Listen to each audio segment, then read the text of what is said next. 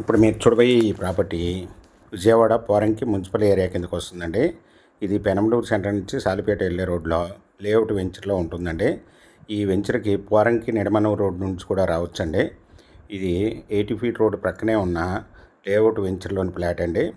ఇది west face flat 233 గజాలండి. ఇది 33 అడుగుల రోడ్లు కలిగిన లేఅవుట్ ఫ్లాటు. ఈ రోడ్ ఫేస్ వచ్చి 35 అండి, లోతు వచ్చి 60. దీనికి బ్యాక్ సైడ్ బిల్డింగ్ కూడా కన్స్ట్రక్షన్ చేస్తున్నారండి.